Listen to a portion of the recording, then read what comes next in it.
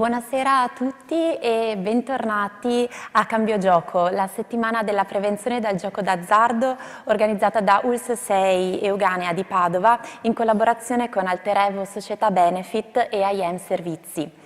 Ringraziamo subito tutte le istituzioni che hanno patrocinato l'evento: Ministero della Salute, Regione del Veneto, Comune di Padova, Università di Roma La Sapienza, Università di Parma, ANCI Veneto, MIUR Veneto, Ordine degli Psicologi del Veneto e Ordine dei Medici di Padova. Un sentito ringraziamento va a tutte le realtà che hanno collaborato alla realizzazione di questa iniziativa e naturalmente a TGR, RAI e Telepadova, nostri media partner. Siamo a Padova, nella meravigliosa Sala della Carità, e stiamo trasmettendo in diretta sulla pagina Facebook di Cambio Gioco e sul canale YouTube dell'ULSS 6. Vi invitiamo sempre a condividere le nostre dirette sui vostri canali e vi ringraziamo per il supporto che ci state dando in questi giorni. Salutiamo il pubblico che ci sta seguendo da tutta Italia e anche il pubblico che questa sera è qui alla Sala della Carità. Siamo tutti in gioco, questo è il titolo della prima edizione di questa settimana della prevenzione del gioco d'azzardo, scelto proprio per sottolineare la nostra intenzione di rivolgerci non solo agli addetti ai lavori, ma all'intera cittadinanza, compresi gli studenti che molte volte sono già stati ospiti durante le dirette e che verranno anche nei prossimi giorni. E vogliamo rivolgerci soprattutto a quanti svolgono un ruolo educativo nei confronti delle nuove generazioni, genitori, insegnanti, educatori e molte persone sensibili al tema. Pensiamo infatti che la cultura della prevenzione ci riguardi davvero tutti e per questo abbiamo progettato una settimana di incontri molto variegati, invitando esperti di gioco d'azzardo e di dipendenze, ma anche campioni dello sport, personalità emergenti, importanti della legalità, professionisti della comunicazione, esperti del mondo digitale e molti altri ancora. Come avrete certamente potuto vedere sul sito dedicato all'evento sono disponibili tutti i materiali promozionali e l'intero programma. Il sito è www.cambiogiocoulss6.it e su questo sito resterà anche traccia di tutti gli incontri che quindi potrete anche rivedere nelle videoregistrazioni. Qui con noi questa sera, nella Sala della Carità, c'è anche il dottor Guido De Renoche, direttore dell'Unità Operativa Complessa Infanzia, Adolescenza, Famiglia e Consultori del distretto Padova-Bacchiglione, che al termine dell'incontro ci aiuterà a fare una riflessione e potrà eventualmente porre una domanda al nostro ospite. Grazie mille per aver accettato il nostro invito. Passo adesso la parola per un saluto istituzionale a Fabio Fuolega, funzionario responsabile dell'Ufficio Dipendenze Regione Veneto. Buonasera a tutti, grazie per questo invito. Vi porto innanzitutto i saluti della nostra direzione, la direzione Servizi Sociali, e del dottor Pierangelo Spano, che è appunto il direttore della nostra direzione. Vi porto i saluti anche della dottoressa Maria Carla Midena, che è la dirigente dell'unità organizzativa che si occupa di dipendenze, e innanzitutto un plauso per l'iniziativa che è estremamente interessante e che sviluppa in una prospettiva anche di orientamento futuro quello che sono le risorse per i piani operativi aziendali sul gioco d'azzardo patologico. Noi attualmente abbiamo un piano operativo regionale sul gioco d'azzardo patologico, che sarebbe meglio chiamare disturbo da gioco d'azzardo secondo appunto il manuale di SM5. E questo piano operativo viene strutturato sulla base di alcuni finanziamenti che pervengono dal fronte nazionale. Siamo oggi al terzo biennio di programmazione. Infatti diciamo, questo percorso nasce nel 2016 con il primo stanziamento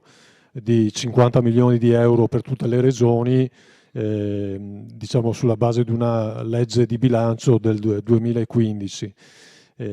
Questi finanziamenti poi vengono erogati alle singole aziende ULSS che sviluppano nel loro territorio appunto delle azioni territoriali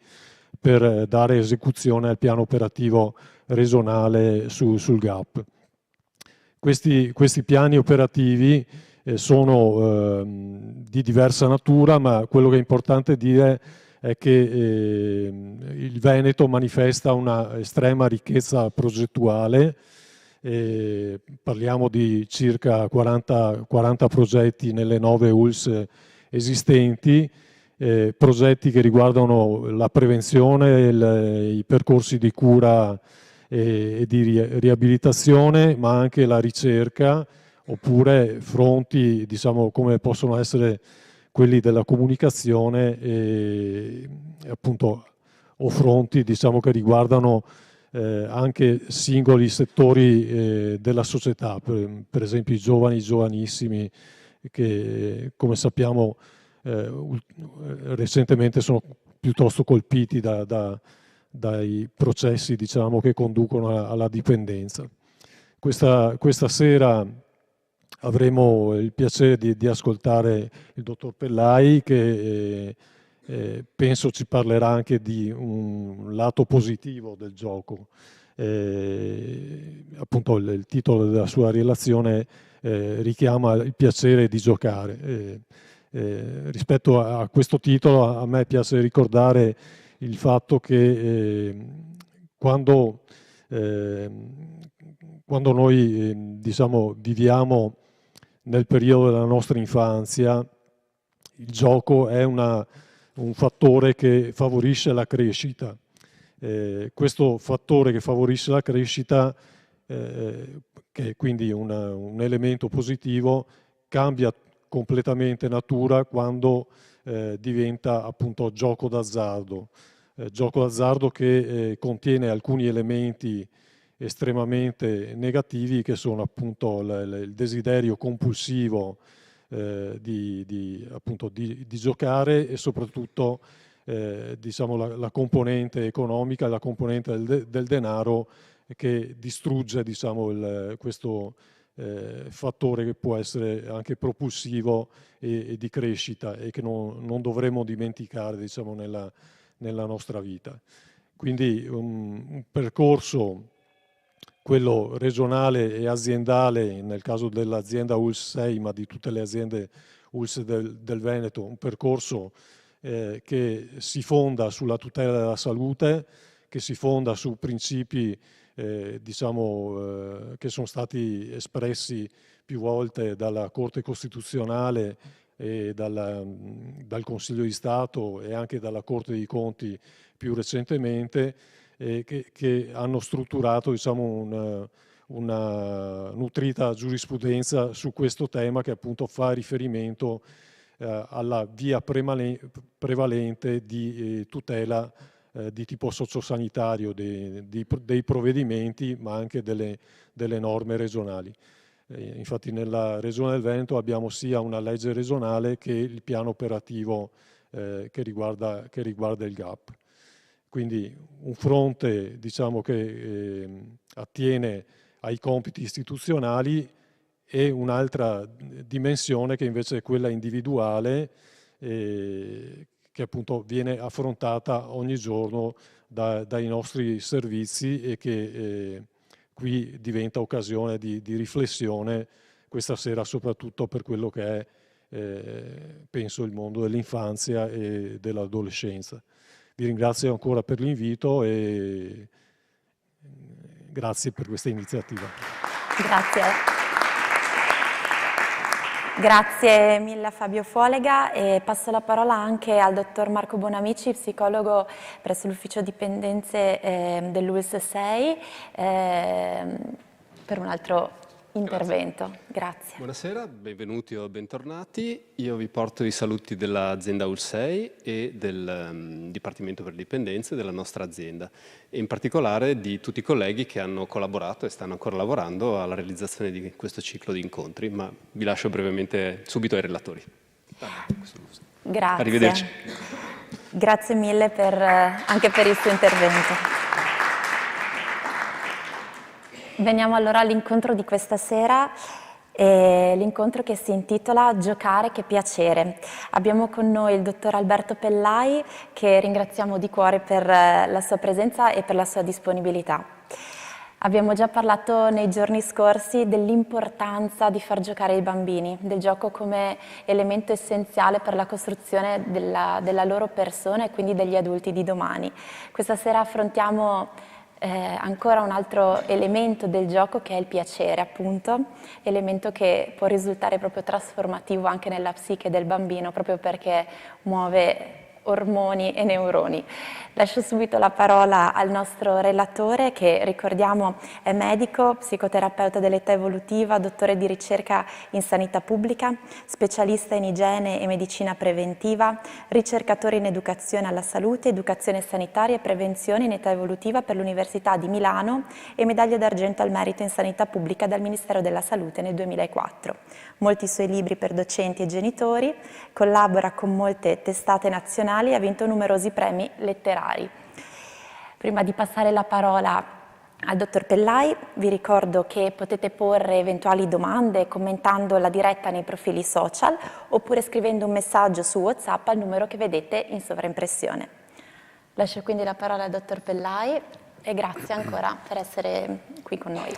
D'accordo, allora buonasera a tutti e a tutte, le persone che sono qui in presenza, le persone che ci seguono da casa, e io intanto ho un bel privilegio a essere in un evento così importante dentro a una sala, forse voi da casa non la potete vedere, ma è di fortissima, grande bellezza, grande ispirazione, tocca davvero i nostri sensi, e uso la parola sensi in modo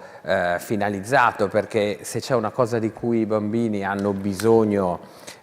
diventando grande è l'esplorazione del mondo e l'interazione con il mondo attraverso la dimensione dei 5 sensi. Il loro approccio alla vita è un approccio di tipo multisensoriale e per loro giocare è davvero un'attività e un'esperienza che costruisce la loro identità, che contribuisce a generare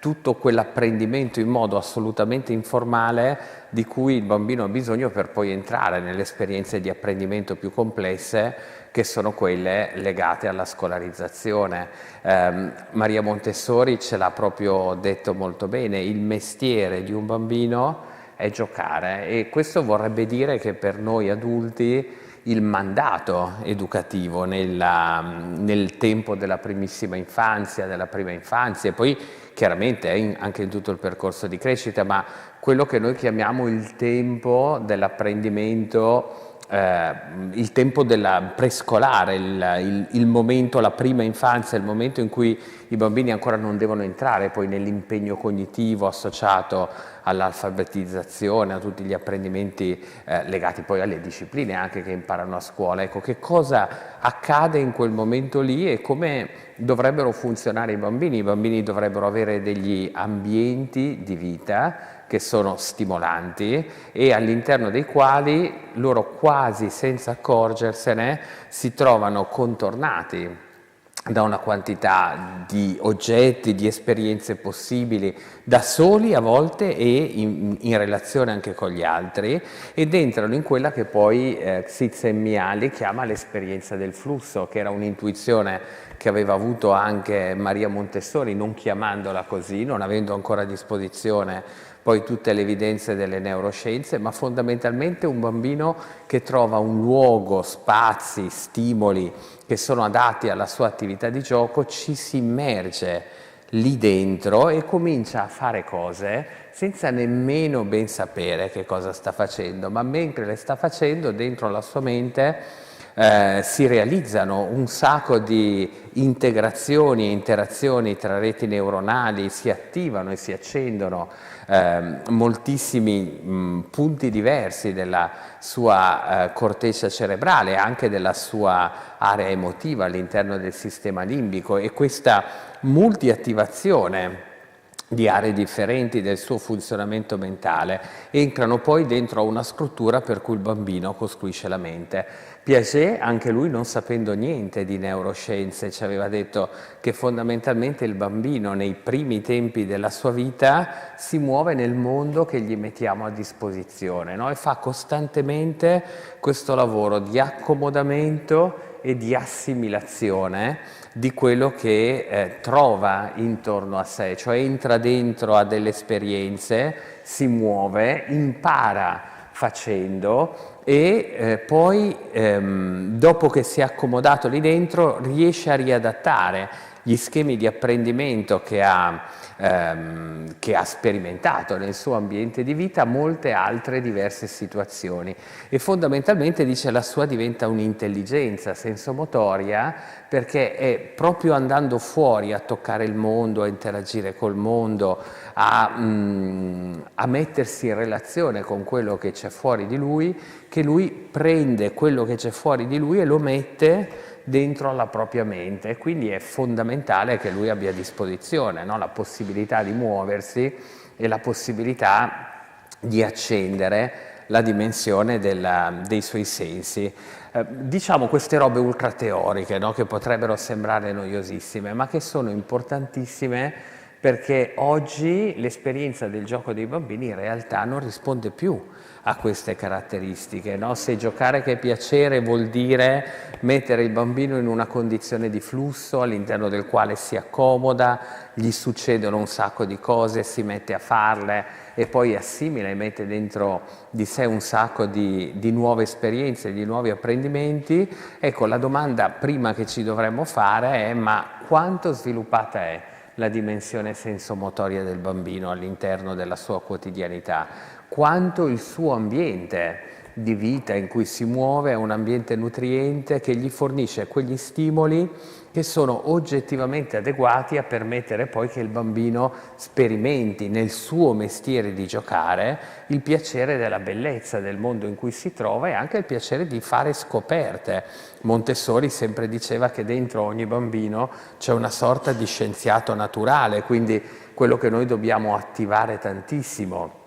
nell'esperienza di vita del bambino è non solo che si accenda il piacere legato all'esperienza della felicità, della gioia, no? Il dire che è bello, ma anche il piacere abbinato all'esperienza dell'emozione, della sorpresa. Guarda cosa sta accadendo, non me l'aspettavo, ma guarda dentro a quella cosa che non sapevo che sarebbe avvenuta in questo modo, quanta meraviglia c'è e quindi quanto è bello, no? Provare a ingaggiarsi e a mettersi in gioco. Per fare questo il bambino, sempre diceva Montessori, ha poi bisogno anche di avere a disposizione, diciamo così, l'ambiente della natura, che è in assoluto il primo spazio, il primo luogo in cui può compiere tutte queste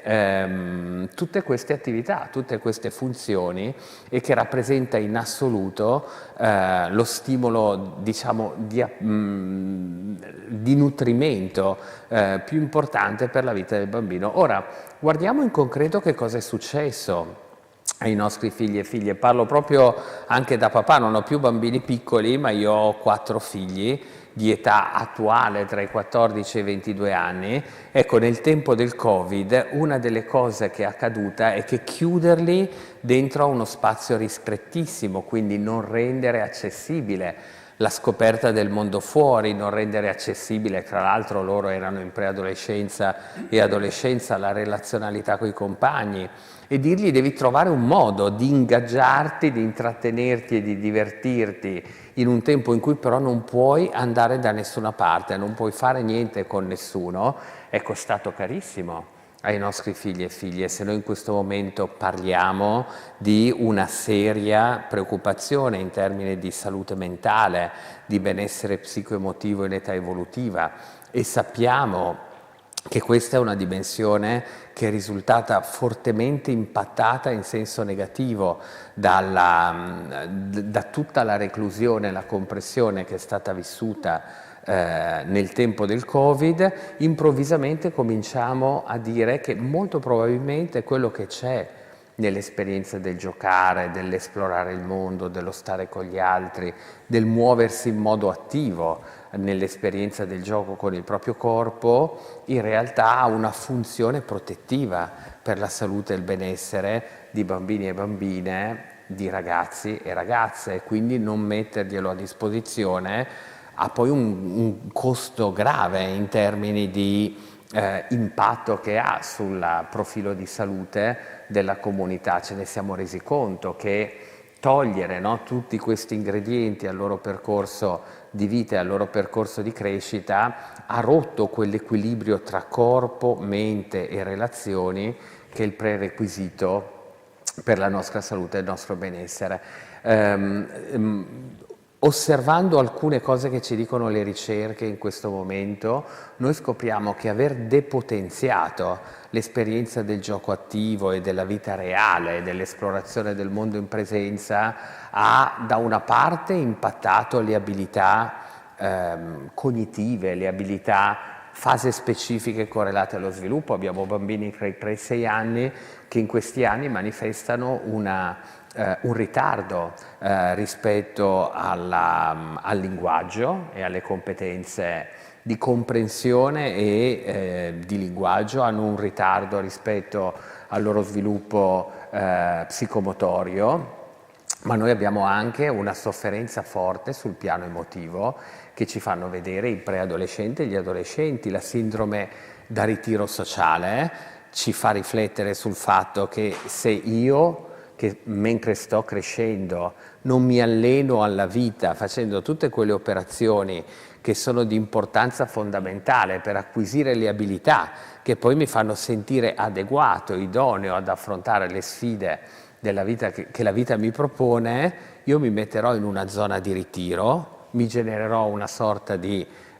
comfort zone molto protettiva, dove però riduco progressivamente la mia capacità di stare nel mondo fuori, giocare per bambini e bambine, il gioco che poi diventa sport, lo sport di squadra per quel che riguarda gli adolescenti, ha dentro tantissimo questa metafora dell'allenamento alla vita. Allenarsi alla vita nel percorso di crescita vuol dire acquisire quelle abilità e quelle competenze che non puoi trovare dentro un libro, non puoi trovare dentro uno schermo, non puoi apprendere attraverso un tutorial in modo cognitivo perché vanno esperite. Ho usato molte volte proprio la metafora diciamo così, dello sport e del giocare dentro a una squadra per riflettere su che cosa è mancato ai nostri figli e figlie e quale probabilmente è adesso, in questo momento, la nostra priorità nel momento in cui vogliamo riabilitare funzioni che sono rimaste depresse e poco attenzionate negli ultimi 3-4 anni. Gli ingredienti fondamentali sono che i nostri figli devono avere a disposizione dei luoghi in cui si va a giocare, dei campi da gioco, delle palestre in cui si fa allenamento alla vita e quindi dove ci sono esperienze ed attività che vengono proposte e che allenano abilità e competenze che poi sono di importanza fondamentale per abitare bene il tempo dell'adultità. Il secondo elemento fondamentale è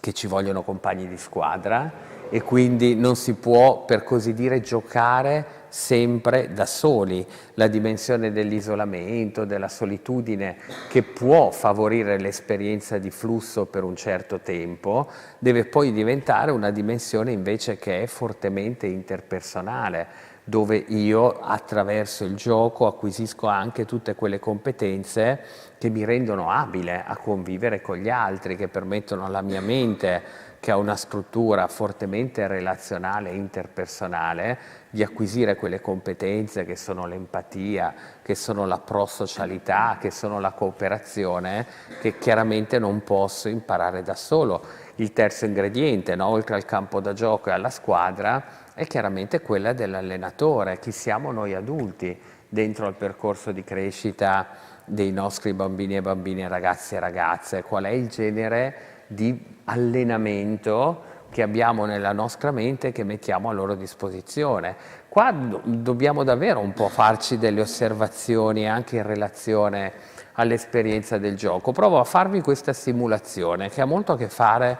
con il giocare che è piacere. Se io prendo un gruppo di bambini della scuola dell'infanzia, li faccio entrare al mattino dentro al loro salone, dove sono allestite, dove ci sono giocattoli con cui possono giocare. Attenzione che il giocattolo è uno strumento, non è mai il fine del gioco, mentre la pubblicità e il mercato ci insegnano che se hai quel giocattolo ti diverti in quanto lo possiedi, non deve mai essere questa cosa, no? Immaginiamo che c'è una cucina con tutti i pentolini, i piattini, le posate di plastica, gli oggetti, e i bambini tra i 4, 3 e 5 anni entrano in quell'ambiente e cominciano a giocare con tutto quello che mettiamo a disposizione per il grande gioco della cucina. La cucina è un gioco meraviglioso per i bambini fra i 3 e i 5 anni, ha dentro tutte le caratteristiche per cui la Montessori diceva che giocare è il mestiere dei bambini, li fa esplorare, li fa toccare, li fa immaginare, li fa creare, li fa scambiare, li fa condividere. E mentre i bambini stanno facendo questa cosa, immaginiamo che io porto però un nuovo gioco della cucina che invece è un gioco elettronico. Prendo un grande schermo, lo appendo su una parete della sala dove i bambini stanno giocando con la loro cucina e i loro pentolini, metto dentro un gioco tipo Cooking Mama con un formato adeguato all'età dei bambini prescolari e dico a un bambino: vai un po' a guardare quel gioco che ti fa giocare alla cucina, però attraverso il format del videogioco. Quello che accadrà in un tempo relativamente breve è che un bambino che comincia a interagire con il videogioco, che apparentemente gli fa fare le stesse cose che stava facendo nel reale, ma gliele propone invece dentro un'esperienza virtuale dove per esempio il bambino perde l'esperienza del tatto, perde l'esperienza della manipolazione, utilizza la vista e l'udito ma dentro un circuito che è quello dell'iperstimolazione. Ebbene, quello che avverrà è che nonostante quel videogioco sia molto meno adeguato, molto meno fase specifico per i bisogni educativi e ludici del bambino fra i 3 e i 5 anni, il primo bambino che è andato a interagire con quel gioco comincerà a giocare con quello e si dimenticherà il gioco del fornello e della cucina, e in breve tempo si sarà verificata una sorta di competizione tra i bambini che giocavano al fornello e alla cucina, che guardando quel genere di stimolazione migreranno dall'esperienza del gioco nella vita reale all'esperienza del gioco nella vita virtuale. Li vedremo probabilmente cominciare anche a sgomitare, a litigare fra di loro, perché mentre lì avevano pentolini, piattini, forchettine e cucchiai che potevano utilizzare tutti dentro un gioco cooperativo, lì ci può giocare uno, al massimo due, e quindi tutti si metteranno dentro un agonismo non indifferente per avere accesso all'esperienza del videogioco. Cioè noi in un tempo relativamente breve, partendo da un'idea che gli vogliamo far giocare con qualcosa che simula l'esperienza del cucinare del cibo e del preparare dei piatti, ci accorgiamo che mentre lo fanno lì e non hanno quello stimolo, questa cosa genera un'esperienza di condivisione di flusso. Se noi la mettiamo dentro uno schermo e gli diciamo fate le stesse cose ma con una modalità che è virtuale, che è stimolante, che è eccitante, in un tempo relativamente breve noi abbiamo modificato completamente l'assetto dell'esperienza del gioco del bambino. E la cosa è questa, che il bambino non è consapevole che si sta spostando da un'esperienza di gioco ad un'altra. Il bambino migra verso qualcosa che in realtà gli produce una sorta di campo magnetico di cui lui è davvero un pezzettino di ferro, no? E quello che fondamentalmente possiamo concludere è che il campo magnetico prodotto dal gioco della cucina e del fornello reale, nella vita reale, sembra essere meno intenso e meno attraente, cioè lo attrae meno del campo magnetico che viene prodotto invece dal gioco di Cooking Mama all'interno dello schermo. Ora, Dopo che abbiamo fatto questo esperimento, tiriamo via tutto, continuiamo le nostre attività e anche qua troveremo probabilmente delle modifiche alle attività che avvengono in seguito all'esperienza, cioè i bambini che hanno fatto questa esperienza del gioco del fornello e basta entrano nelle prossime attività con una modalità molto più quieta, molto più sintonizzata e cooperativa dei bambini che hanno fatto l'altra esperienza. Comunque, se noi smantelliamo questi materiali e la mattina dopo, quando rientrano a scuola, li rimettiamo nella loro posizione, fornello e cucina e schermo, ma stavolta li mettiamo in contemporanea, non diamo prima un'esperienza e poi l'altra, quello che noi vedremo istantaneamente è che il gruppo dei bambini che entra alla scuola dell'infanzia si dimentica completamente il fornello e la cucina e cerca di accaparrarsi la postazione per il videogioco di Cooking Mama. Ecco qua che noi abbiamo giocare che piacere, non è che stanno andando dentro a una direzione che gli procura dispiacere, no? È che il loro cervello è come se avesse fatto un apprendimento che li spinge in modo più significativo ad andare verso l'esperienza videoludica che attraverso l'esperienza ludica che permette di fare l'assimilazione e l'accomodamento così come lo raccontava Piaget. Dovremmo dirci che cosa è capitato dentro alla loro esperienza e come mai non sanno dosarsi, no? Dentro alle due differenti attività, prendendone un po' di uno e un po' dell'altra. E l'ideale poi sarebbe che loro alla fine dicessero ma a me piace molto di più, cioè sarebbe meraviglioso, no? Che il loro cervello producesse l'idea ma a me piace molto di più giocare col pentolino e con le posate a far finta che sono diventato un cuoco. Vi do questa osservazione perché una delle cose che ho notato potentemente, ma presumo anche alcuni di voi l'hanno notata, è che se voi ripensate, se voi siete andati al mare quest'estate, in un setting naturale, che è sempre stato una sorta di grandissimo parco giochi per i bambini in età prescolare, scolare, cioè arrivi sulla spiaggia, hai il mare, la spiaggia e tutta la possibilità di fare quello che vuoi dentro un ambiente dove ci sono pochi limiti, no? E dove puoi davvero muoverti con i tuoi desideri e con i tuoi bisogni. Voi riconoscevate immediatamente i bambini che erano già dotati di uno smartphone perché nel dilemma tra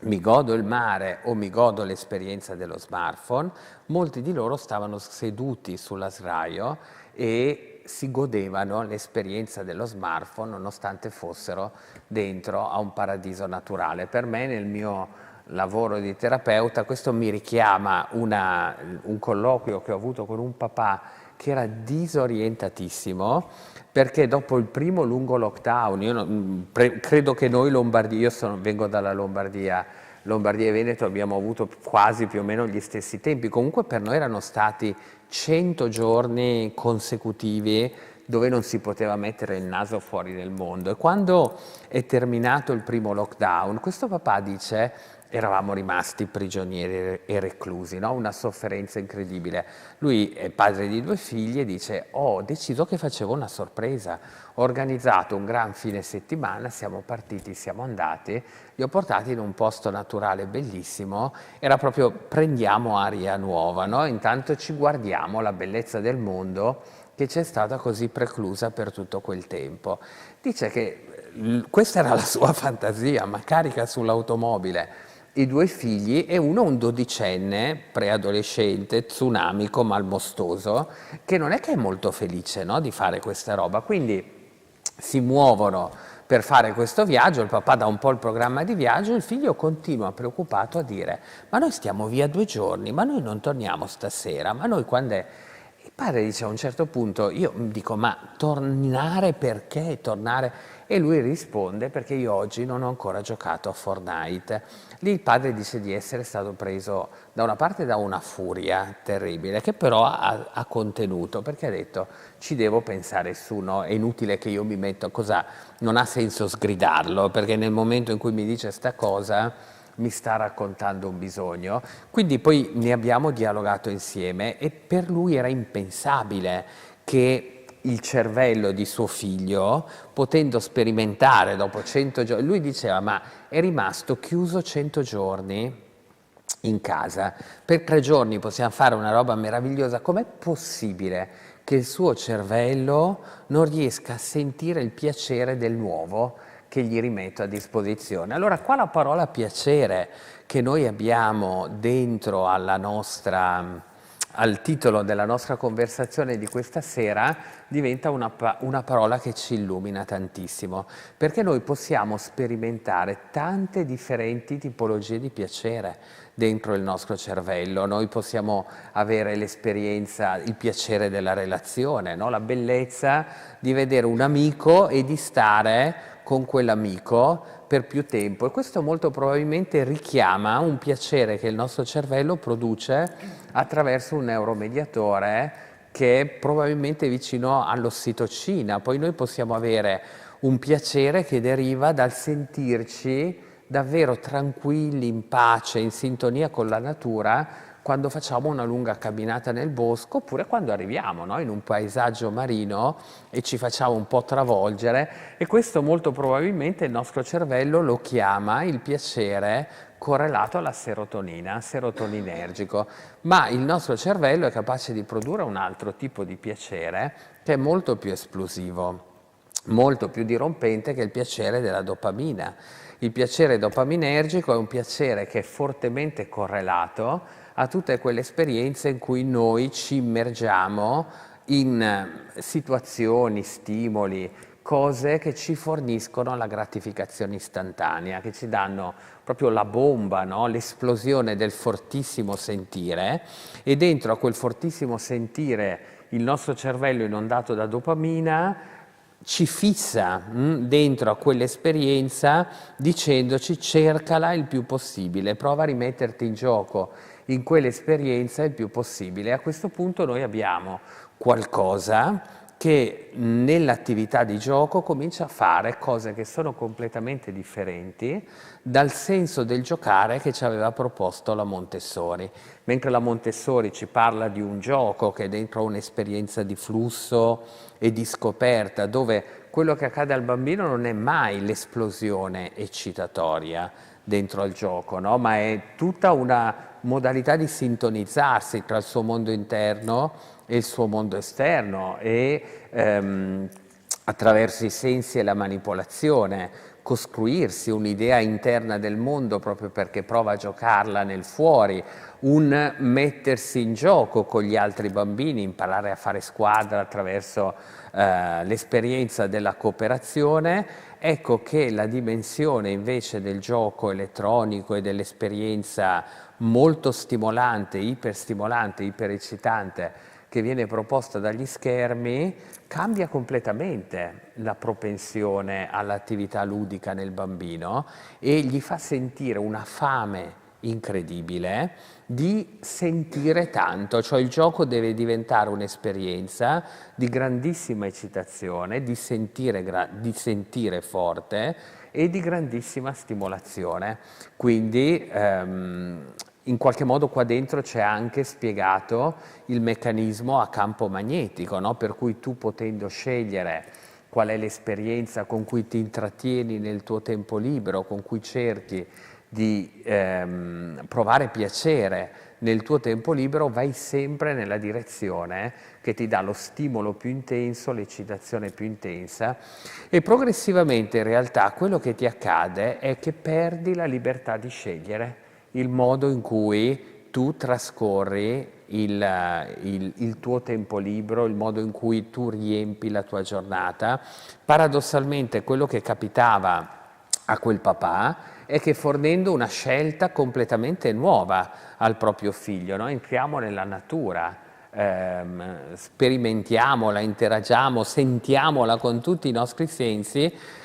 quella cosa lì non è più così attraente perché il cervello ha un richiamo fortissimo già scritto al proprio interno, che è il richiamo di Fortnite. Ora, Fortnite è per esempio un'esperienza di gioco che non so che conoscenza abbiate voi del videogioco, io non l'ho mai giocato, però in assoluto uno dei videogiochi, delle esperienze ludiche dei nostri figli, che è entrato negli ultimi anni più frequentemente dentro allo studio dello psicoterapeuta o credo anche del pediatra. Adesso abbiamo, c'è proprio lo dicevo prima anche con il collega, ci sono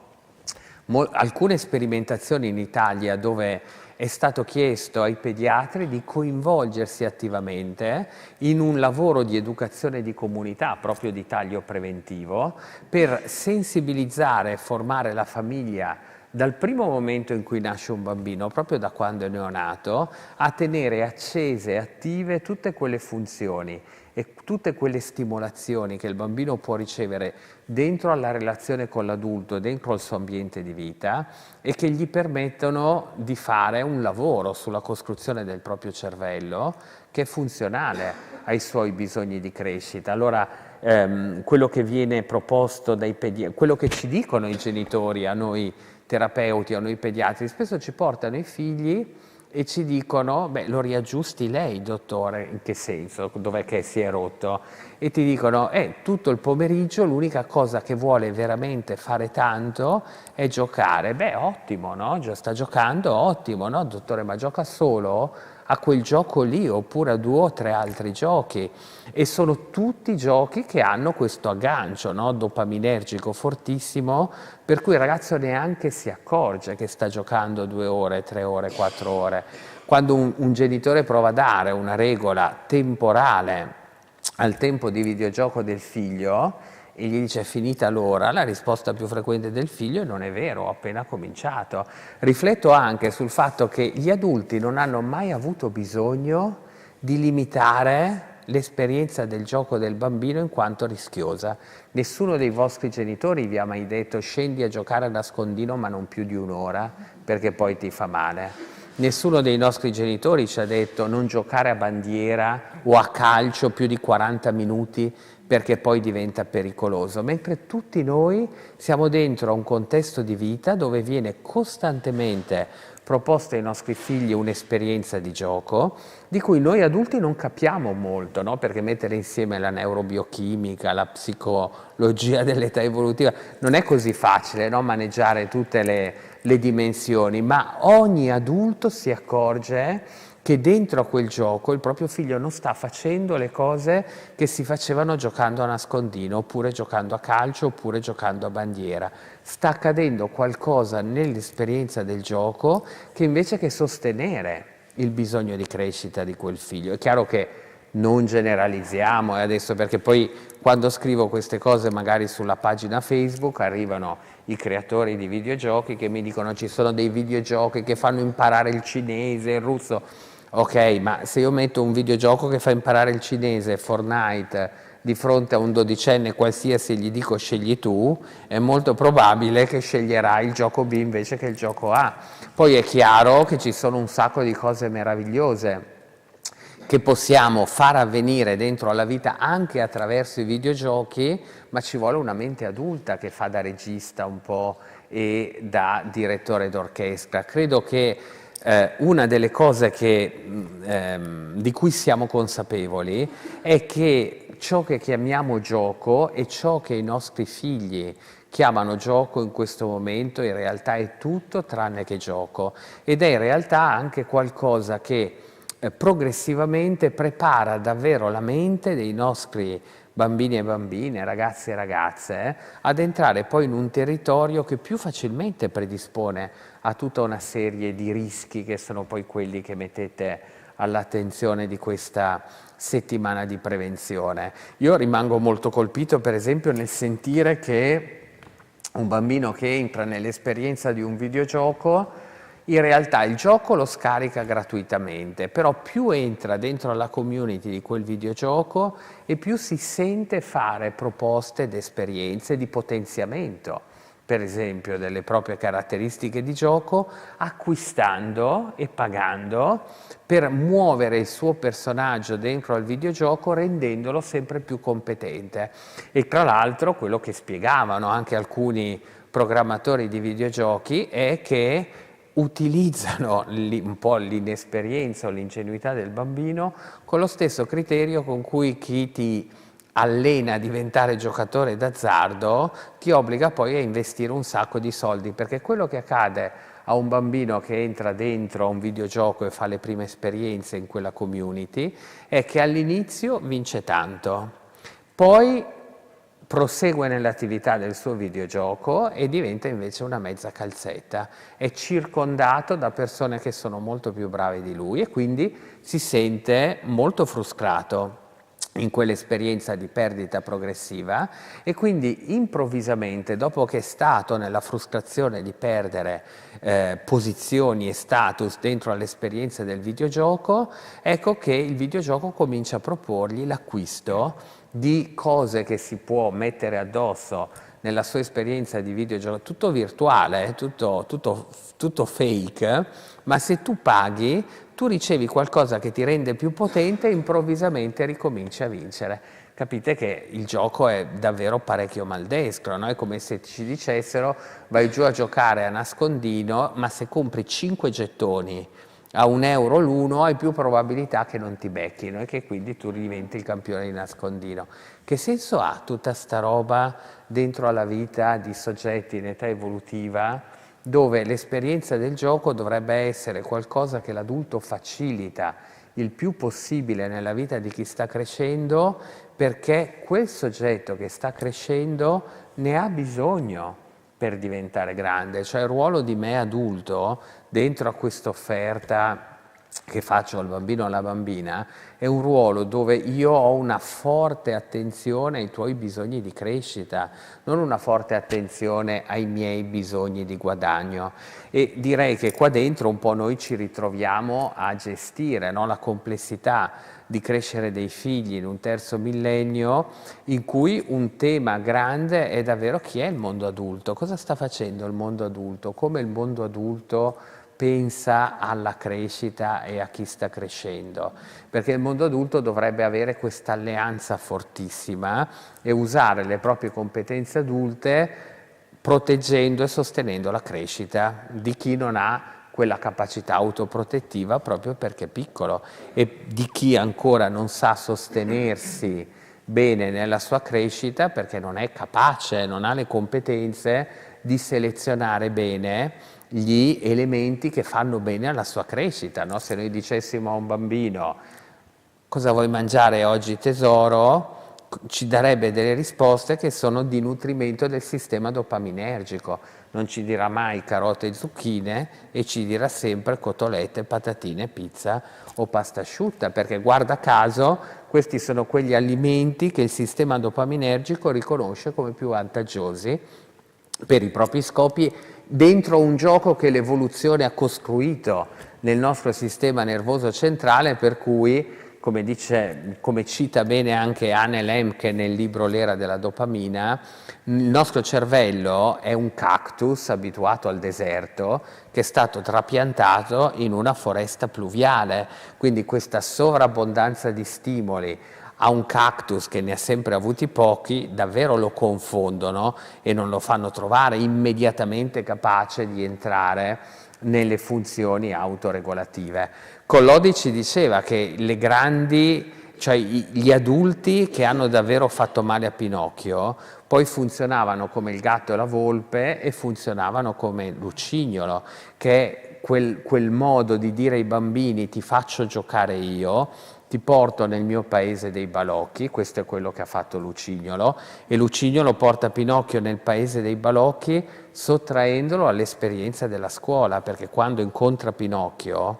da Geppetto era stato inviato dentro al sistema scuola. Il sistema scuola non nutre il sistema dopaminergico, ma nutre la costruzione delle competenze cognitive di Pinocchio. Questa roba qua, per esempio, per chi ha figli preadolescenti maschi, è il dilemma tra leggi un libro e gioca a un videogioco. Se avete un figlio che di fronte a questa scelta sceglie il libro tutte le volte, scrivete un manuale, spiegateci come si fa, perché purtroppo noi, comuni mortali, in questa roba qua abbiamo tutti figli che smettono di leggere e vorrebbero soltanto giocare ai videogiochi, quindi come adulti dobbiamo davvero combattere contro Lucignolo e dire: ma se vuoi costruire un pensiero pensante, io ti devo obbligare a leggere un libro che fino a un secolo fa era una delle massime passioni del cervello di un preadolescente, era veramente il suo spazio di libertà,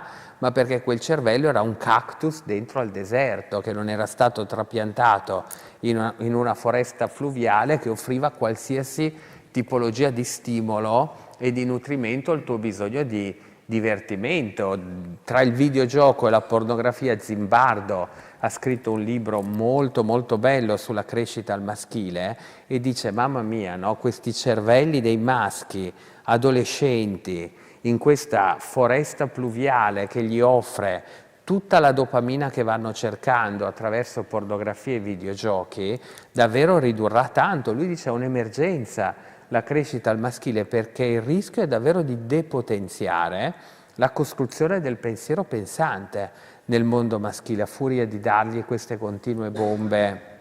di stimolazione dopaminergica, no? E gli altri due personaggi sono il gatto e la volpe. Il gatto e la volpe, quando intercettano Pinocchio, sanno esattamente che Pinocchio è molto maldestro, è piccolino, deve ancora crescere, un burattino che non è ancora diventato un personaggio in carne e ossa, e loro vogliono guadagnare. Loro sanno che questa ingenuità di Pinocchio a loro potrà rendere davvero un sacco di soldi, e quindi gli portano via tutto, no? Alla fine. E direi che questo è davvero una cosa su cui riflettere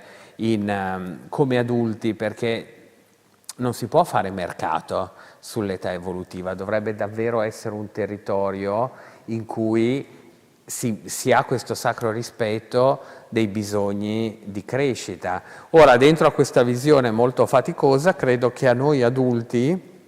resti davvero il mandato di stimolare il più possibile l'esperienza di giocare che piacere, intendendo il piacere del gioco con modalità completamente diverse dal piacere che viene invece costruito nell'esperienza di gioco dal mercato. Credo che questo genere di attività è molto presente nella mente degli educatori, per esempio dei nidi dell'infanzia. Sono degli ambienti che hanno proprio scelto di tenere il fornello e la cucina stile Montessori e di non mettere dentro il cooking mama su maxi schermo. Credo che questa cosa debba farci riflettere molto anche sul fatto che forse oggi serve anche un'educazione al giocare. Io, se ripenso al fatto che i preadolescenti maschi, per esempio, in automatico, quando si incontrano o si invitano a casa, si mettono a videogiocare, no? Dico davvero agli adulti e ai genitori: ma per esempio insegnate ai vostri figli a giocare con i giochi in scatola, perché loro non sanno neanche come si fa, perché nessuno li ha allenati. Quell'esperienza lì è molto più impegnativa, meno eccitante, ma quando entrano dentro davvero vivono un'esperienza di flusso, di agonismo, che ha caratteristiche completamente diverse da quelle che sperimentano dentro un videogioco, solo che se nessuno gli insegna come si fa e nessuno ha cominciato a giocare, cioè dopo che un dodicenne ha giocato a Risico, a Monopoli e ha capito come si fa, quella roba lì gli piace davvero farla. Credo che sarà necessario probabilmente anche tra adulti costruire dei parchi giochi molto diversi da quelli che ci ha raccontato anche la stampa negli ultimi tempi. Avremo bisogno davvero di ludoteche dove ci si incontra per giocare insieme, guardandosi negli occhi, scegliendo qual è il gioco che vogliamo fare, non da una playlist che è dentro a uno schermo, ma magari da una cassettiera da cui possiamo tirare fuori tante esperienze di gioco differente. Dobbiamo sostenere tantissimo l'esperienza del gioco sport nei bambini delle primarie e poi dello sport per i ragazzi e le ragazze delle primarie di primo e di secondo grado. È importante sapere che quello che ci dicono le ricerche di epidemiologia comportamentale mette in luce che le ragazze in adolescenza abbandonano lo sport in percentuale doppio rispetto ai maschi, e quindi fondamentalmente una di quelle attività che è più socializzanti, più divertenti e anche più benefica dal punto di vista della salute e del benessere, ha dentro una disparità di genere che è molto speculare anche al modo diverso con cui noi trattiamo lo sport nel nostro contesto di vita e nel nostro contesto socioculturale. E l'ultima cosa è l'OMS, ci dà delle indicazioni chiare. In una prospettiva di benessere, di sostegno e di tutela della salute, l'OMS ci dice che i bambini dovrebbero ogni giorno trascorrere almeno 3 ore in attività che sono dal punto di vista corporeo attive e ludiche. Quindi è come se ci dicesse: fate attenzione perché c'è bisogno di far giocare, che sta crescendo, per almeno 3 ore al giorno. E forse noi adulti dobbiamo davvero sentirla, questa responsabilità, la dobbiamo sentire rispetto agli spazi, non solo dentro alle città. Se noi pensiamo ai nostri cortili, sono luoghi dove se solo un bambino prova a giocare tra le 2 e le 4 durante l'estate, cosa che abbiamo sempre fatto noi bambini di tutto il mondo, gli arriva, no? Un urlo dal 4º piano che gli dice devo dormire. Cioè molto probabilmente il gioco in questo momento, il gioco dei bambini, è anche qualcosa che sfida tantissimo il mondo adulto, perché ha altri tempi, altri ritmi, altri suoni, altre modalità di avvenire, e noi non abbiamo più quella pazienza e direi anche quella competenza impegnata che gli adulti devono avere nel momento in cui interagiscono con un bambino. Chiudo con questa immagine che mi ha fatto molto pensare e che è un po' uno specchio dei tempi, credo. Ero su un volo da Roma a Milano e di fianco a me viaggiava un genitore con un bambino che aveva un'età fra i 3 e i 4 anni, e a me ha richiamato immediatamente, essendo abbiamo viaggiato tanto con i nostri figli. Decisamente i viaggi aerei erano viaggi sfidanti con i bambini piccoli, non è che sono andati tutti bene, però questo ci ha obbligato davvero tanto come adulti nel fare quell'esperienza a capire cosa serve a un bambino, e giocare era una delle cose. Il libro, il gioco, cioè la borsa di Mary Poppins aveva dentro tutta una serie, attenzione, non di cose che calmavano il bambino, ma che intrattenevano il bambino dentro un progetto di cui l'adulto era un propositore impegnato e a volte anche un po' affaticato. Non è che è sempre così facile, però l'adulto lo sentiva questo movimento. Ecco, in questo viaggio da Roma a Milano il bambino,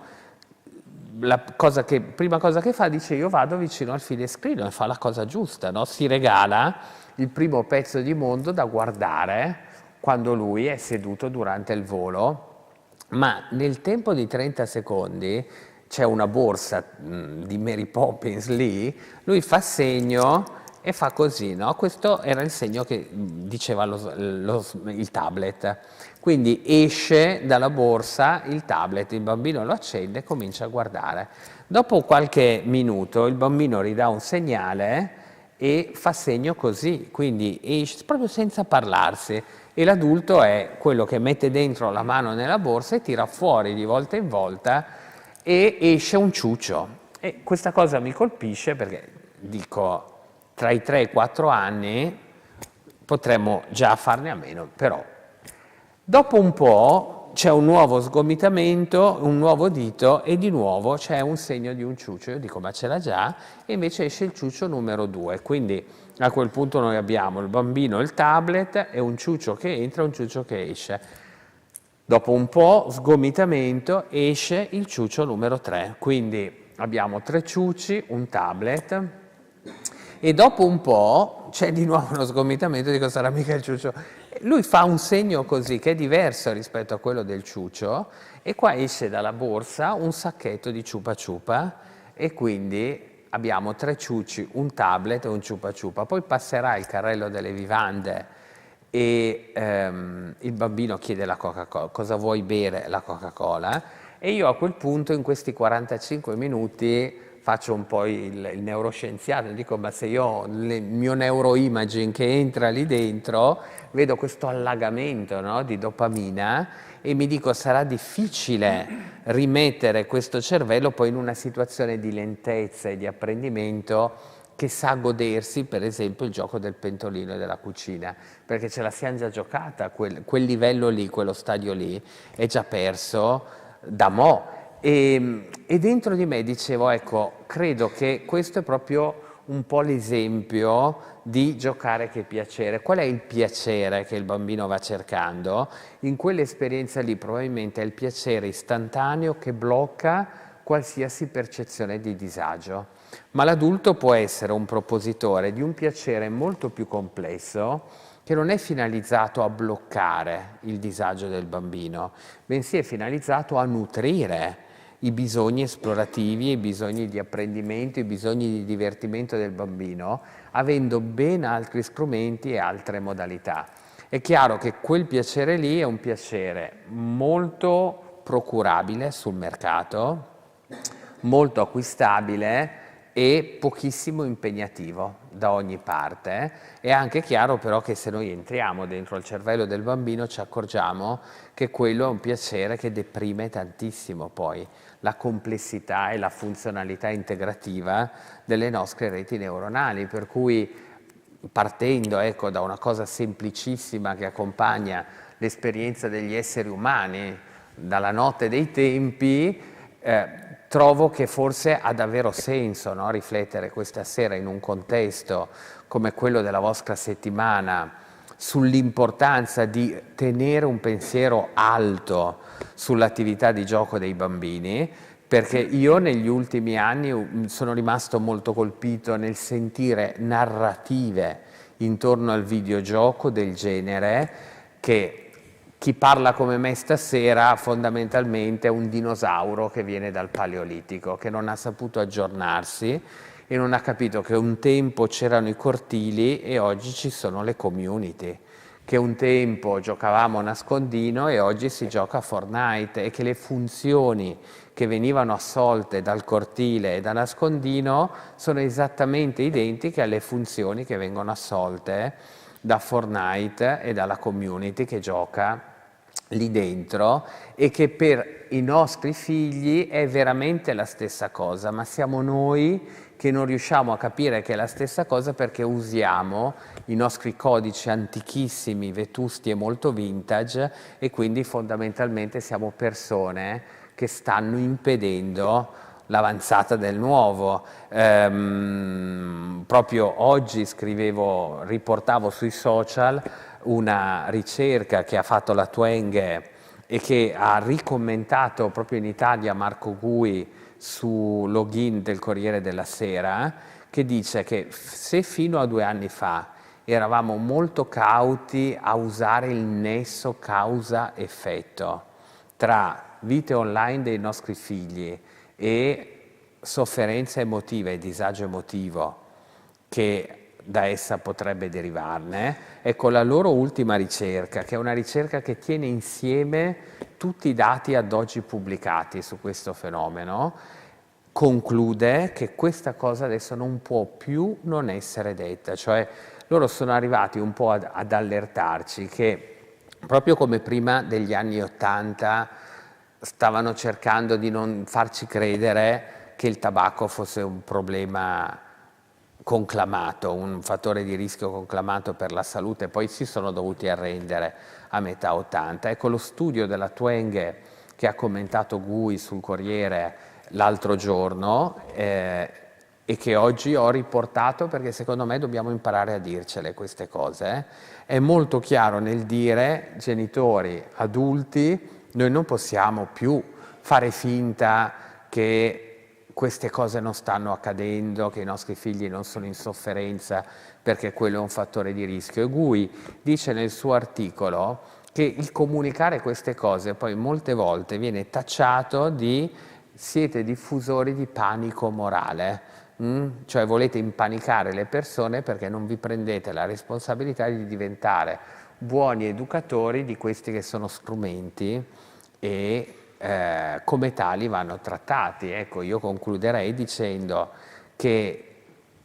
quel genere di esperienza che passa anche attraverso l'attrattività, il bisogno di giocare dei nostri figli, non passa attraverso strumenti, ma passa attraverso campi magnetici dopaminergici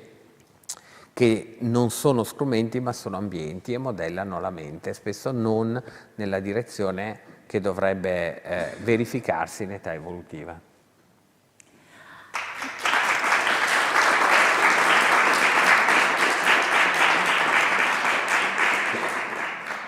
Grazie mille, dottor Pellai. Allenarsi alla vita attraverso l'esperienza e quindi sintonizzarsi sui reali bisogni dei bambini credo sia un messaggio che dobbiamo tenere presente sia come persone che si occupano della salute dei bambini, dei ragazzi, ma anche come genitori, in primis forse come genitori. Io lascerei subito la parola per un commento o una domanda al dottor De Renoche. Prego. Bene, ascoltare il dottor Pellai è sempre un piacere, no? Utilizzando questo termine che in qualche modo è passato molto nella serata, sia nelle sue forme, noi diremmo positive, di gioco sano, di attivazione di piacere nell'ambito di un gioco sano, che attraverso queste nuove forme di gioco che lui ha portato nelle sue, come dire, esperienze di clinico, di genitore, di padre, di osservatore, ma anche di epidemiologo e di persona che si occupa di salute e di prevenzione. Quindi nella sua, come dire, esposizione ha dato un taglio sia educativo, ma anche che non ha tralasciato la conoscenza di quello che è per esempio uno dei meccanismi che sono alla base proprio del meccanismo poi del gioco d'azzardo, e cioè il meccanismo di ricompensa, no? Giustamente il dottor Pellai ci fa capire che fin da piccoli i nostri figli possono essere educati ad un certo sistema di guadagno che attiva un piacere molto molto forte. Ecco perché poi tanti bambini non riescono a staccarsi dal videogioco, quando si staccano poi hanno quello che noi chiamiamo un arousal, cioè un'attivazione ancora molto elevata, e quindi poi quando tu li stacchi, cerchi di staccarli, sono irritabili, agitati e così via. Questa è la prima fase di difficoltà che trovano tutti i genitori. E poi il gioco per ore e ore e ore porta a una fase di appiattimento che porta alla fine ore e ore e ore, moltiplicate per giorni, mesi e anni, a un appiattimento affettivo, e quindi abbiamo gli adolescenti che senza giocare, senza avere l'accesso a internet e ai social, cominciano a stare male, e quindi c'è quella che noi chiamiamo una sorta di alessitimia, cioè una perdita proprio degli affetti sani, quindi una superficializzazione di questi. E infine poi i soggetti che si annoiano sia anche quando giocano, ma sono talmente abituati a farlo, così come a volte noi adulti ci mettiamo a guardare il cellulare e non sappiamo bene perché, ma continuiamo a farlo e magari entriamo in quel meccanismo che ci ha ben illustrato il dottor Pellai. Quindi la mia vuole essere una riflessione su questo mondo che cambia. Il lockdown, la pandemia ha ulteriormente accelerato, non so dire se aggravato, ma ha cambiato ovviamente le carte in tavola, e quindi, utilizzando la metafora del gioco, ha accelerato alcuni processi di digitalizzazione sia dell'apprendimento ma anche del gioco stesso, rinforzando quei circuiti di isolamento sociale che abbiamo sentito essere invece un sano antidoto a tutte queste situazioni. Quindi noi adulti siamo un po' al crocevia, ed è questa un po' la riflessione, la domanda che pongo al nostro oratore di stasera, no?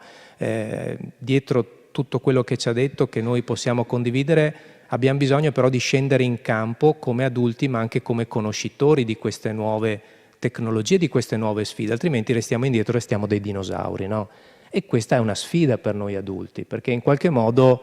questi ragazzi, questi bambini li dobbiamo educare, oltre ad educare i genitori, perché anche questi genitori sono non dei millennials ma quasi, e quindi sono abituati, sono cresciuti in tecnologie molto molto spinte in questo senso qua, e quindi noi abbiamo questo compito difficile, in questo senso sfidante, ed è questo un po' quello che mi piacerebbe in qualche modo potesse arrivare come messaggio appunto da portare a casa, proprio quello di riuscire a riflettere insieme, a condividere questi significati e recuperare anche l'affettività e la simbolizzazione che il gioco per noi ha rappresentato per tanti anni, no? L'esempio degli scacchi, dei giochi in scatola, di quelle cose che a noi fanno tanto piacere, che cerchiamo di insegnare ai nostri figli, ma che invece a volte, ahimè, ci arrendiamo perché forse sono anche per noi troppo impegnativi.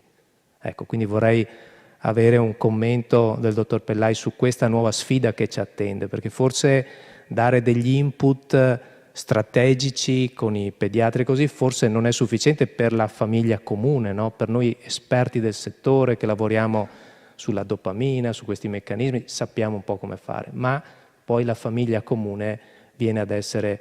messa in grossa difficoltà, no? Quando poi ci pone appunto, ma il figlio me lo ripari? No? E quindi ecco, questo è un po' il... Grazie della...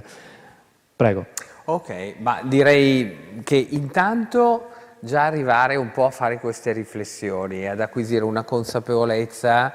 rispetto al fatto che come noi mondo adulto dobbiamo approcciarci a questo cambiamento che sta avvenendo nella vita dei nostri figli, delle nostre famiglie, ma anche nelle nostre vite, e qual è il nostro ruolo, cos'è che dobbiamo fare in concreto, cosa dobbiamo conoscere. Una domanda per un papà potrebbe essere: ma io devo imparare a diventare un giocatore di Fortnite se voglio regolare l'esperienza di Fortnite di mio figlio? Quella potrebbe essere una via. Cioè, vuoi entrare dentro a Fortnite insieme a tuo figlio, bisogna dire ai papà: fate molta attenzione, perché poi ci sono papà che giocano più dei figli, e quindi il fatto che sperimentate, no, l'impatto dopaminergico del videogioco, perché perdete il controllo anche voi. Io devo dire che nella mia prospettiva di adulto, facendo molte osservazioni, mi sono detto che il mio ruolo adulto non è conoscere tutti i video di YouTube, tutti gli influencer, tutti i videogiochi che conoscono i miei figli, ma conoscere bene i meccanismi con cui tutte queste esperienze entrano nella vita dei miei figli e domandarmi che cosa sono in grado di fare loro rispetto alla loro autoprotezione, alla scelta adeguata di cosa è per loro divertirsi, e che cosa invece devo essere in grado di fare io. Io mi sono dato due obiettivi: da una parte il definire quali sono i limiti, che non sono dentro agli strumenti. Nessuno strumento ha dentro il limite, nessun videogioco ti dice adesso mi hai giocato abbastanza, ciao ciao, per oggi si spegne. Non mi era mai capitato, no? Di avere dei genitori che chiamano dicendo: ho scoperto che il mio bambino di 10 anni alle 3 di notte si sveglia per giocare a Fortnite. È tanta roba. E io dico: beh, abbiamo già fatto una conquista, ne sei diventato consapevole, e adesso quello che sai è che il tuo bambino non sa mettersi il limite alle 3 di notte rispetto al videogioco. Quindi dovrai capire tu se quello è il tuo ruolo e cosa vorrà dire. Quindi la prima cosa è che io mi sono detto: sarò un testimone del limite. Rifletto anche, adesso non mi ricordo esattamente il nome di questa pediatra neuroscienziata statunitense che ha scritto questo libro, si chiama Il cervello degli adolescenti, e a un certo punto dice: io che conosco bene come funziona il cervello dei preadolescenti e dei giovani adolescenti, vi dico che se vostro figlio vi dice almeno 4 volte al giorno che siete dei rompiscatole, vuol dire che state facendo veramente la cosa giusta. E quindi è chiaro che se ci dice solo che sei tutta la giornata a sentirsi solo rotto le scatole, non stiamo facendo la cosa giusta. Ma se in una relazione con un figlio dove funzionano tante cose, facciamo un sacco di cose, hanno tantissimi spazi, opportunità di vivere bene la loro vita, io entro a volte a gamba tesa dicendo: adesso basta,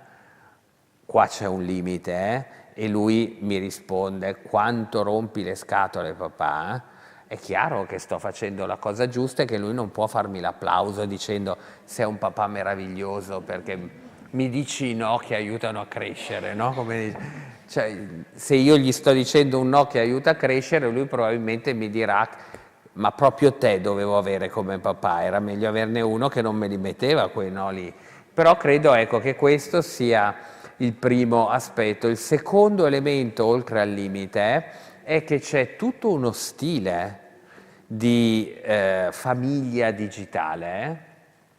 che può davvero permettere a chi sta crescendo di sentire che il mondo si dà una cornice dentro a un'esperienza che la cornice non ce l'ha. Quindi cosa vuol dire per me genitore mangiare con la mia famiglia potendo avere lo smartphone lì oppure mettendolo da un'altra parte? Cosa vuol dire per me alle 10 di sera far vedere che lo smartphone finisce in un altro luogo e non entra più in nessun luogo dove facciamo famiglia, dove si vive? Cosa vuol dire per me genitore dire ai miei figli maschi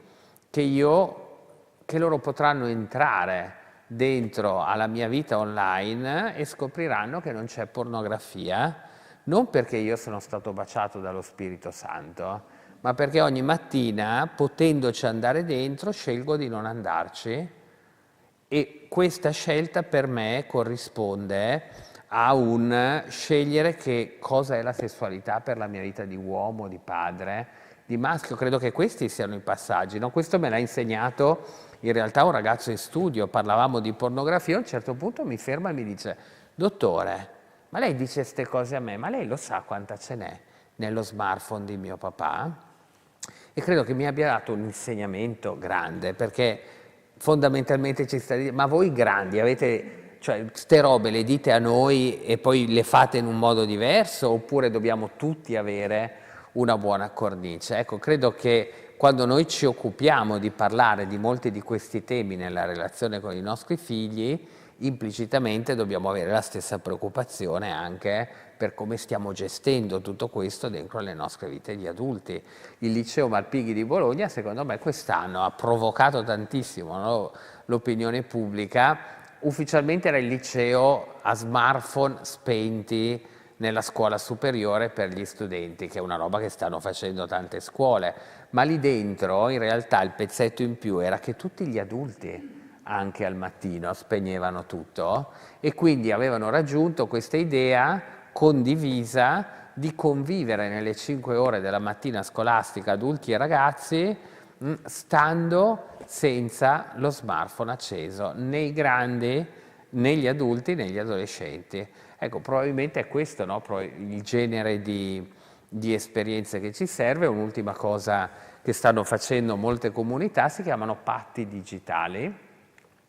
ed è un'esperienza che sta portando avanti il dottor Grollo insieme ai colleghi in Friuli Venezia Giulia con i pediatri, e che sta poi in realtà contaminando un po' l'Associazione dell'Educazione in Media Nazionale e sta proponendosi un po' anche in altre regioni, dove i genitori alla scuola primaria si parlano fra di loro e decidono qual è il patto digitale che vogliono sottoscrivere tutti insieme per la comunità dei loro bambini. Quale sarebbe l'età minima prima della quale non diamo uno smartphone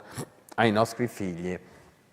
Ci sono comunità che dentro questi patti firmano i 10 anni, altre gli 11, altri i 12, altri i 13. Secondo me sono tutte sperimentazioni che ci dicono che gli adulti adesso si pongono un bel po' di domande in più rispetto a quelle domande che non ci siamo posti 5 anni fa e che hanno fatto concludere alla Twenge che in questo momento purtroppo abbiamo un nesso causa-effetto tra vite online in età evolutiva e sofferenza e problematicità emotiva e comportamentale.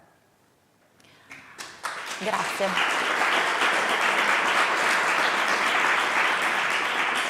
Grazie mille sia per la domanda che per questo ulteriore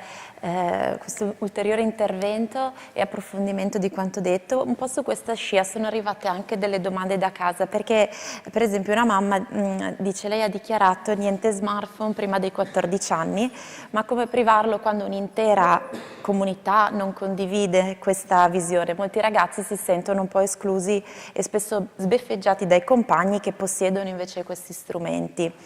E sempre un po' riprendendo gli ultimi discorsi affrontati, un insegnante dice: come educare dei bambini e ragazzi ad un uso consapevole dei social quando ci sono genitori che condividono tutti i giorni immagini dei propri figli su Facebook, e chiede appunto cosa ne pensa in merito. Ma direi, rispetto alla seconda domanda, educhiamo i genitori. Per esempio la scuola potrebbe proprio anche fare questa cosa. Penso ai saggi di fine anno, dove ci sono 100 genitori che sono 100 videocamere che guardano, che in realtà non guardano i figli, perché i figli si voltano per guardare i genitori ma vedono il loro smartphone. Potremmo incaricare un genitore che fa il video per tutti e noi stiamo lì e ci godiamo, no, l'esperienza, che vuol dire anche ce la mettiamo dentro, ce la costruiamo proprio come una memoria, non dentro a un oggetto che la tiene fuori di noi, ma ce la imprimiamo dentro la nostra mente, così rimarrà per sempre dentro di noi. Probabilmente anche queste sono un po' di cose che dovremmo provare a dirci e magari a fare, proprio attraverso, io non lo so, una delle cose che suggerisco alle scuole è questa, un video ufficiale, e poi gli adulti che sono lì guardano i bambini che fanno le cose. Alle parrocchie, visto che lo smartphone entra all'età di 8-9 anni, in occasione di solito della prima comunione, dico, ma provate, no, a dire a tutti i genitori dei bambini della prima comunione che la parrocchia sostiene il non regalo dello smartphone in questa occasione. È fortemente raccomandato non regalare a un bambino. È chiaro che non date un ordine, una legge, però date una proposta. Magari molti genitori, sentendoselo dire in modo così ufficiale e sentendoselo spiegato, improvvisamente vedono un pensiero accendersi nella loro mente che da soli non avevano acceso. E qua dentro c'è anche un po' la prima domanda, no? Cosa vuol dire spostare un po' la percezione della comunità? Perché altrimenti magari uno che ha delle idee precise, no? E che non è un dinosauro. A me viene anche tante volte detto, no? Tu non sai seguire l'onda del cambiamento perché sei rimasto antico e indietro. Io rimango colpito perché dico, ma come? Tutte le ricerche che misurano l'impatto dell'onda del cambiamento sono ricerche modernissime, fatte con le tecnologie più avanzate, tutte basate sul neuroimaging. È difficile che queste ricerche, basta consultare i testi di Manfred Spitzer, tutte neuroscienze che lui condivide con il lettore e dice, attenzione, demenza digitale, solitudine digitale, non è che dice ricchezza digitale e socializzazione, quindi un po' ci allertano, no? È tutto tranne che un dinosauro, è la scienza più moderna che applicata a questi problemi tira delle conclusioni abbastanza precise. Dopodiché io comprendo cosa intende quel genitore quando dice tutti vanno in una direzione, mio figlio è l'unico e rimane escluso. Allora è molto utile provare ad allearsi con altre famiglie, se le troviamo, e questo non è un lavoro che facciamo però a 12 anni, perché lì è già avvenuto tutto, magari proprio, e questa è anche la bellezza dei patti digitali, cioè tra i 6 e gli 8 anni proviamo a vedere se nella comunità ci sono sottogruppi che hanno idee diverse rispetto a questo e proviamo anche a sperimentare altri modi di crescere i nostri figli. Il secondo aspetto è che se ci sono le chat e se uno non è dentro a quelle chat, è escluso da tutto, si può prendere uno smartphone di famiglia che viene tenuto in un luogo centrale della casa, dentro ci sono le chat a cui tutti gli altri amici hanno accesso, e quindi il nostro figlio ha le chat, ma non si porta attaccato al corpo e nella vita uno smartphone che lo segue ovunque. Grazie mille. Un'altra domanda che viene da un papà e che si chiede: quando un bambino è dipendente da smartphone o da cellulare, quali sono i campanelli d'allarme che dovrebbero farci prestare più attenzione? Ma direi che per i bambini parlare di dipendenza è tanta roba, qua ci sono gli esperti, quindi, ma direi questo, che quando un bambino perde interesse in moltissime altre cose perché solo una cosa diventa di suo predominante interesse e non ha voglia di fare molto altro, ecco, questo è oggettivamente un indicatore, no? Andiamo a farci 2 giorni di vacanza bellissimi e l'unica preoccupazione che ho è ma io non gioco a Fortnite. Diciamo che se un bambino si sveglia di notte per giocare di nascosto a un videogioco perdendo il sonno, quella roba lì è un indicatore. E credo che l'altro aspetto grande è questo, che nel momento in cui è obbligato a stare senza, lo vediamo molto agitato e diventare un po' matto, quindi è come se si attivasse in una modalità sregolata che non riesce ad autogestire perché gli manca proprio l'oggetto che lo tranquillizza e lo stabilizza. Ecco, questa è una dipendenza, no? Per stare bene l'unica cosa che mi serve è quella roba lì, vuol dire che non ne riesco a fare a meno. È bene anche dire ai genitori che molto probabilmente quando è già un po' instaurata questa cosa, sostenere l'astinenza dall'oggetto di dipendenza ci farà vedere un bel po' di attivazione, quindi lì è molto importante essere un po' attrezzati, essere molto pazienti, fornire esperienze compensative ad un figlio, non lasciarlo solo, ecco, perché se poi la mossa è sei dipendente, ti tolgo quella roba lì e poi ti lascio da solo a gestirti tutta la frustrazione che ne deriva, il figlio va in una sofferenza che per lui è ingestibile. Certo, e a proposito appunto di altri strumenti, no? Lei ha prima parlato di obbligo alla lettura, quali strategie utilizzare per aiutare i bambini ad avvicinarsi ad un sano intrattenimento? Ma direi rispetto alla lettura che alle elementari basta davvero leggergli dei bei libri e poi dirgli leggilo adesso, portalo a casa e leggilo tu, questa attività gli insegnanti, e c'è tutto il programma Nati per leggere poi per i bambini in età prescolare, ecco, che coinvolge gli adulti, coinvolge i genitori, viene fatto in molti luoghi dove ci sono i bambini e questo è decisamente dare un grandissimo input molto positivo alla passione per la lettura. Poi io credo che la sfida grande è tra gli 11 e i 14 anni, cioè ci sono ragazzi e ragazze, le ragazze in particolare rimangono grandi lettrici se hanno quella passione, i maschi molto meno e spesso anche nell'ambito, no, di chi si occupa di lettura in età evolutiva si dice beh, non forzate la lettura perché vuol dire poi obbligarli a fare una cosa bella che si trasforma automaticamente in brutta. Ecco, io anche alla luce un po' delle cose che abbiamo detto, credo invece che se quel ragazzo era un grande lettore alla primaria e smette di leggere, un po' di forzatura alla lettura vuol dire tenere attivi proprio tutte le sue reti neuronali